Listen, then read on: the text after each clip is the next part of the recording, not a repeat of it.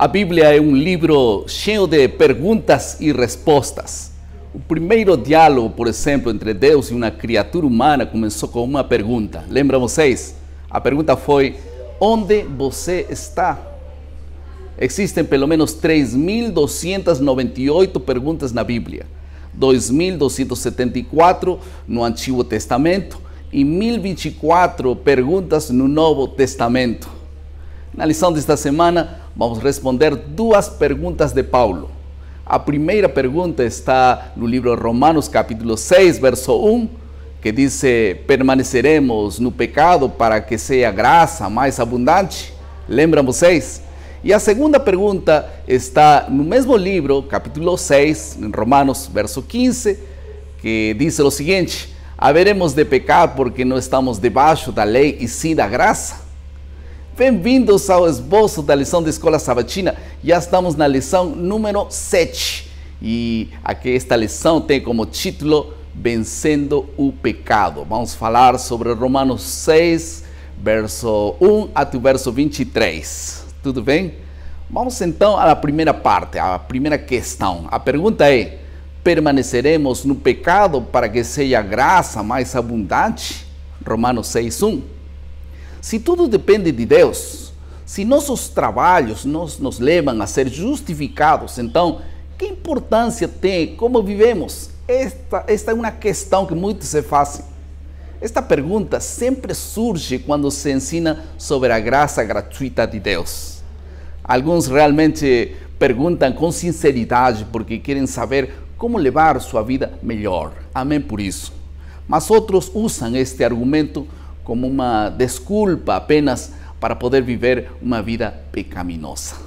A lógica de aqueles que estavam contra os ensinamentos de Paulo era a seguinte: vamos a prestar atenção, que é o que eles estavam achando. Em primeiro lugar, Paulo afirmou em Romanos capítulo 5, verso 20, que a lei identifica o pecado. Isso significa que a lei aumenta o pecado? Por outro lado, quanto mais pecado, mais graça? Em terceiro lugar, podemos continuar a pecar para que a graça cresça e Deus seja glorificado ainda mais? Essas três questões Paulo responde de uma forma clara. Ele fica totalmente horrorizado com a ideia de que um cristão deveria continuar vivendo no pecado. E em vez de apresentar um argumento contra isso, ele faz uma outra pergunta retórica. Lembram vocês? Aquela pergunta disse: como viviremos ainda no pecado, nós, os que para ele morremos? Isto está no verso 2. A resposta é óbvia. É impossível que aqueles que morreram para o pecado continuem a praticá-lo como uma forma de vida. Assim que Paulo ilustra esse tema usando a figura do batismo no verso número 3. Então, batizar não era uma palavra difusa na história no tempo de Jesus. Significa essa palavra batizar, mergulhar, afundar. Os escritores do mundo antigo usaram esta palavra para descrever navios afundados ou afogar pessoas também. Paulo faz o mesmo em Romanos capítulo 6, onde ele usa este termo batismo para poder se referir à morte para um estilo de vida passado, no verso número 4. Agora, Paulo declara em Romanos 6, 2 e 3 que se uma pessoa morreu a seus antigos caminhos, não faz sentido afirmar que ele ainda quer viver na mesma maneira. Está muito claro isso. Nenhum cristão autêntico desejaria continuar vivendo uma vida de pecado, não é verdade? No entanto, sabemos que a morte não foi o fim de Cristo, pois todo mundo sabe que ele ressuscitou. Então, continuando com essa metáfora do batismo, no verso 4, Paulo disse: como Cristo foi ressuscitado entre os mortos pela glória do Pai, assim também andemos nós em novidade de vida. E antes de poder passar os próximos versos, precisamos saber o que significa andar em uma novidade de vida. Tudo bem? A palavra andar é fundamental no verso.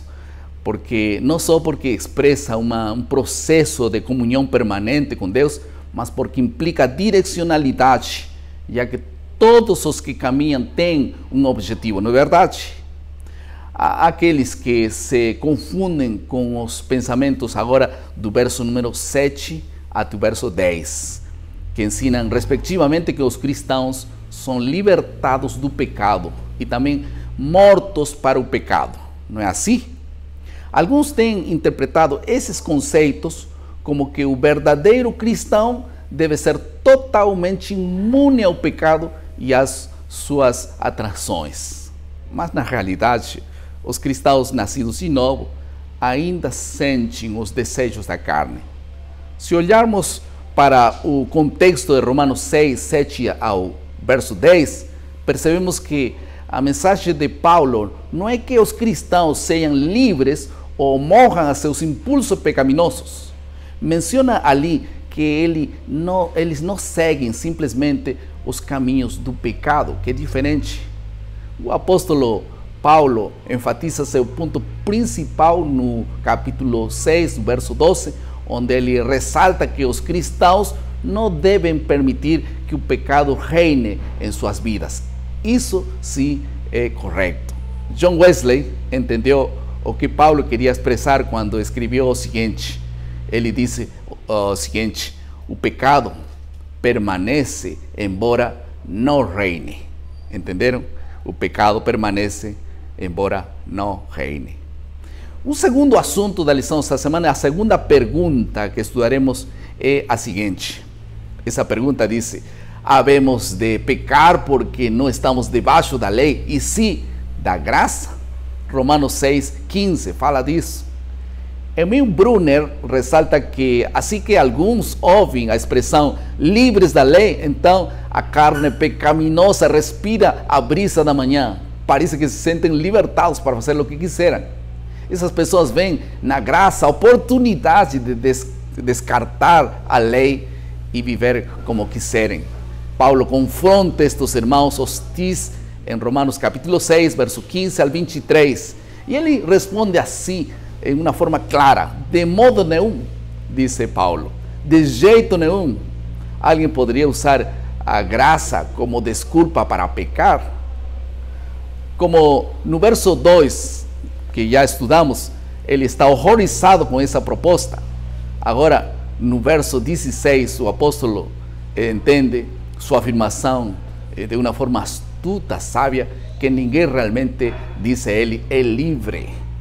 Deus nos fez a todos nós para obedecer. A questão é se queremos obedecer ao pecado ou queremos obedecer à justiça. Esse é o assunto. Seremos obedientes aos princípios de Deus ou aos princípios ou aos ensinos do Satanás? E para os cristãos, a liberdade da lei como forma de salvação não significa liberdade de Deus, mas liberdade para Deus. Entenderam? Mas para Paulo, a obediência é o resultado natural da fé. Paulo não pode conceber uma fé genuína que não conduz à obediência.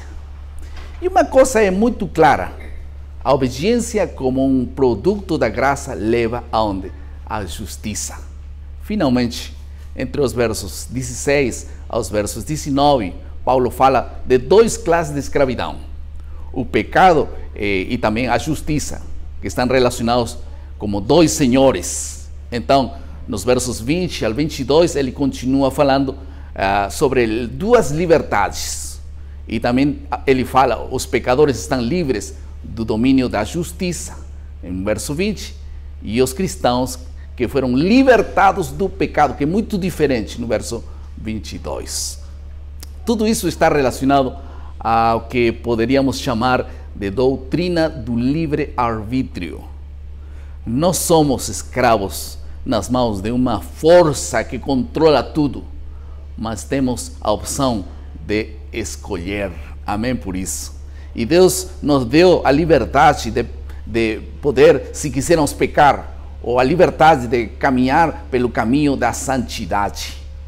Deus não obriga ninguém mas tampouco nos protege das consequências de nossas escolhas e também de nossas ações.